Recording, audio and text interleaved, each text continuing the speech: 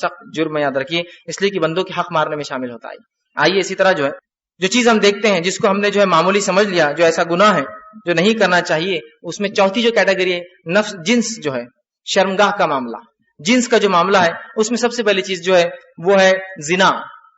زنا کو آج ہم نے جو ہے معمولی سمجھا۔ زنا کا کیا معنی ہوتا ہے؟ وہ انسان جو نکاح کی بعد اپنی بیوی سے جو عمل کرتا ہے وہ بغیر نکاح کی کسی عورت سے کرے، اس کو زنا کہتے ہیں۔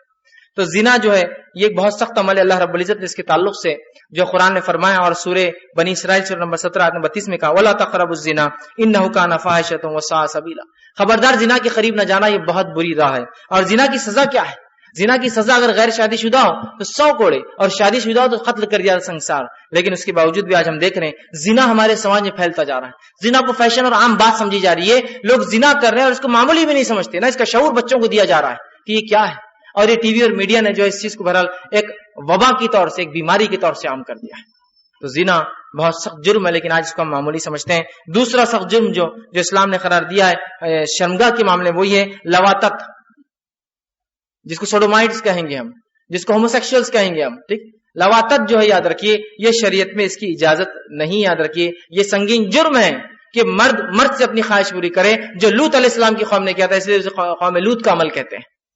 لیکن آج ہم دیکھتے ہیں اس معاملے میں بھی ایسے گروپس، ایسے لوگ، ایسی تنظیمیں بڑھی جن کے حقوق کے لیے لڑ رہی ہے، ان کو لیگلائز کرانا چاہتی ہے، اور اس میں صرف غیر مسلم نہیں، مسلمان بھی شامل ہے۔ مسلمان بھی شامل ہے جن کی شریعت یہ کہتی ہے۔ مسند احمد کی روایت ہے، نبی اکرم صلی اللہ علیہ وسلم نے فرمایا جس نے قوم لوط کی طرح بدکاری کی اس فاعل اور مفعول دونوں کو قتل کر دینا چاہیے، کرنے والا اور جو کر رہا ہے دونوں کو قتل کرنا چاہیے۔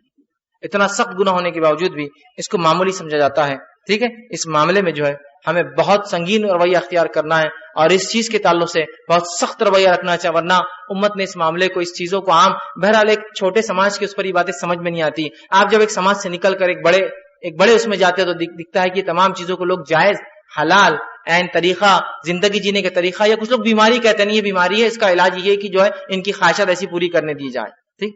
بہرحال پانچویں چیز جو گناہ ہے جس کو ہم نے معمولی سمجھ لیا، جو پانچویں کیٹیگری